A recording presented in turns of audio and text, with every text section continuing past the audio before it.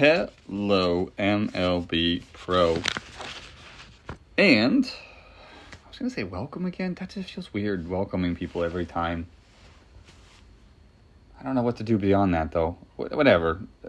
I had some random thoughts as I was looking over the league for the first time in depth in a while, trying to think about, could I give an articulate interview to Scott Gesford about my own team and about the league? Halfway, but it did lead me back to what I love so much about this league, which is every team page I click on and everything I open raises a million questions about what's going on around that, or how did this player get there, or, what is this team doing? Not always in that cynical of a tone, but typically it's how I come up with ideas to talk about on this podcast. It's how I just randomly fall into strange statistics and strange findings. This game is a ton of fun, but the stats behind it are wild, and the way we run our teams in this league make for wild happenings as well. So I was able to look around, and what I was really trying to focus on was, hey, who are the next 5 free agents to sign? From my point of view, why are they going to sign?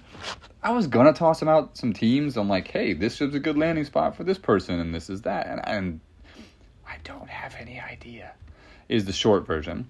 The longer version, I just didn't have time to look, right? Really.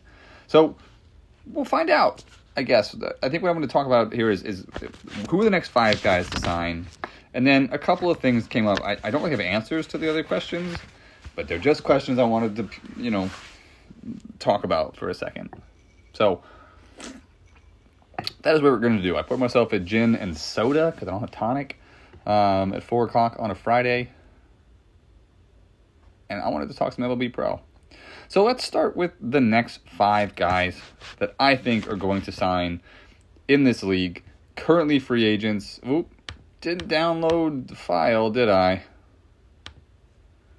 Oh man, that'll be embarrassing. Okay, I'm going to put this part of the conversation on pause, I guess, for just a minute as I download the file. Be right back. Okay, sorry for the break. Can confirm the players that I had on my list have not signed. The only signing since the previous file for me was Scott Ronenberg, previously of the American League, more or less, bounced between Tampa, Texas, and Cleveland, including a really good season last year. Now, only 22 innings, pitched to a 2.38 ERA with a 1.54 BABIP, so obviously not sustainable, but even the year before at 3.97 in Cleveland with a 3.24 BABIP, pretty good. I mean, not a bad middle, early. This is not a bad bullpen piece to have if you're a National League team, so I don't mind the signing. He was not one of the 5 I had listed, though. So we will skip Scott Ronenberg beyond that small, likely only time I will ever mention his name in a podcast. And let's talk about the next 5 players I think are going to sign. I'm going to start right at the top. If you're in the top free agents list in the offseason center, this person is second on this list, and that is Masanobu Mochizuki. Masanobu Mochizuki, the Japanese 31-year-old right-handed pitcher who is coming off of his 5-year MLB Pro veteran, most recently of the Kansas City Royals, where he went 5-1 over 55 appearances, 7 starts, 2.43 ERA over 107 innings pitched. Masanobu Mochizuki, is a 6'4", 210-pound right-hander. Throws 4 pitches, a cutter, changeup, a forkball, and a screwball. Posts a more than 2-to-1 strikeout to walk ratio, and a 1.75 ERA plus. The guy is really good. I mean, he's coming off a very good season in 2022 in the American League, Central in particular, pitching for the Kansas City Royals. Now, here is why I think he is next in line. Now, according to this, at least, right, no team's currently interested.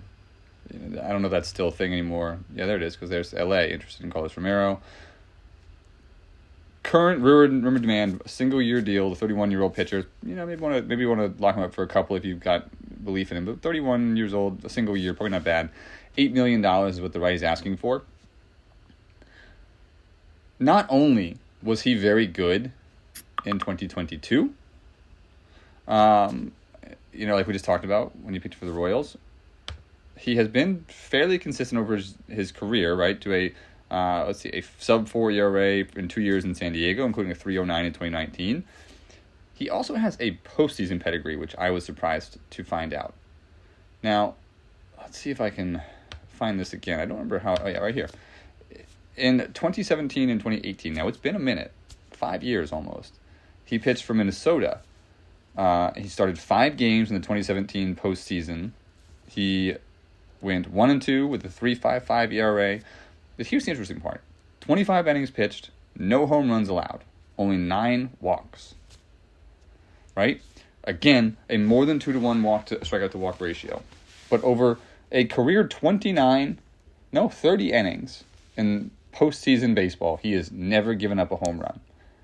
He's an extreme ground ball guy that even in his regular season career, right, because that number, 30 innings in the postseason ball with no home runs, is a spectacular number. Over 107 innings last year, 3 home runs allowed. The year prior, 37 total innings. That would be what, 40? Yeah, that wasn't even the major league, so I won't count that. 2019, 81 innings, 4 home runs allowed. 2020, 68 innings, 5 home runs allowed. Right, the man keeps the ball in the park, and that is something that is so valuable in today's game, especially with the way the lineups are created, the way that hitters are shaped right now with the DH coming to the National League. Keeping the ball in the park is incredibly valuable. So I expect Masanobu Mochizuki to be one of the next 5 free agents signed, because I think he's a great late pickup here. Somebody who has good control, good stuff, great movement, and throws a lot of interesting pitches. So I'm really, really excited to see where Masanobu Mochizuki lands. I think it's going to be somebody with postseason aspirations and somebody who is really got an eye for some of these things that we just talked about, right? So anyway, that's my guy, Mochizuki. Next up, following my man, is another pitcher, a fellow who just cannot stay healthy. So I understand why he's not signed yet, and maybe he's not the next person in this next 5 to be signed, but I do think he is signed at some point this year and has one of the biggest impacts. And that would be obviously Lucio Cruzado, the 33-year-old, soon to be 34-year-old righty out of Venezuela, and apparently also Vanderbilt University. He has struggled to stay healthy. In fact, he's not thrown over 100 innings since 2018. He is efficient. He is effective. He's a good arm when he pitches, right? He keeps the ball on the ground. He does not walk a lot of batters. He is what you want from a starter. What you don't want from a starter is somebody who gets hurt halfway through the year, right? So when I think about him, I think about end of his career Roger Clemens, who would basically train for 6 months and then at the last couple of months of the year would sign a $20, $30 million contract with a team to come on and be their starting pitcher down the stretch into the postseason, right, and try to win a World Series. I would like to see something like that out of Lucio Cruzado. Stay unsigned for the majority of the year, get signed towards the back half of it with somebody who's going to make the postseason, get a couple of months under his belt to get warm, and head into the postseason hopefully healthy with an opportunity to really affect the situation, affect the run down the stretch there. So I don't know if we'll get that chance. I imagine somebody signs him early and pitches him early and he gets blown out, and that's a whole thing. I don't know if you sign him early and just throw him on your bench if he'd get pissed and if that doesn't even work, but I'd like to see something like that for Lucio Cruzado.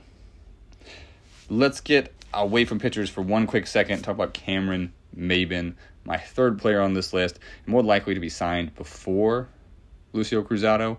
Cameron Maybin is the dude. He's a 35-year-old, 6'4", 235-pound left fielder at Asheville, North Carolina. Incredibly popular. Another, injury risk to be sure, but he is a leader in the clubhouse, and the man can still swing the bat.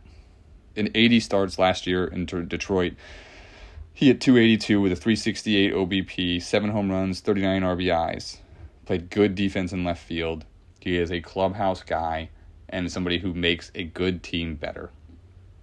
One of the questions I'm going to ask a little bit later is who plays DH in Oakland? Why not Cameron Maybin? He'd be an excellent rental and an excellent person to put in the DH role so he does not have to risk getting hurt in the field for a club like Oakland. I love Cameron Maybin. I like what he does. I like that he can play the field from here, in a pinch. And I love that he's a captain and a good person on the team. So Cameron Maybin, to me, somebody who will be signed very soon and will be playing for a relevant team, will not be just a cast off somewhere, I don't think.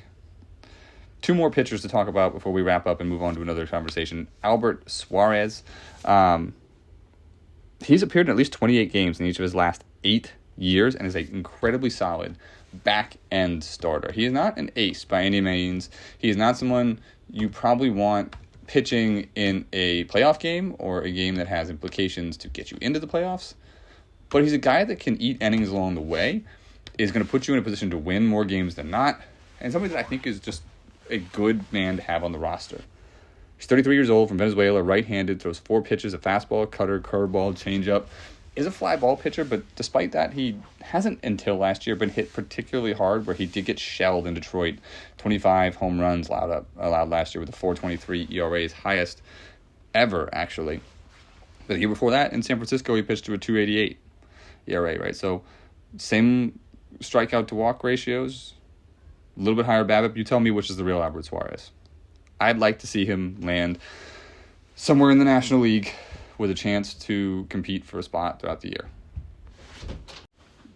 And the last guy here is Casey Kelly, longtime Atlanta Brave, longtime National League pitcher. He moved to the American League to play for Seattle over the last couple of years with not a lot of success. He struggled quite a bit. I think a move back to the National League really does him some good and can get him back on the path to being a successful 3rd, 4th, 5th starter for a competitive team in the National League. That's it. We're going to move on, and actually, I think I'm going to punt the questions I had until another podcast tomorrow. Keep the thing short, sweet, and to the point. I will see y'all either tomorrow or Sunday.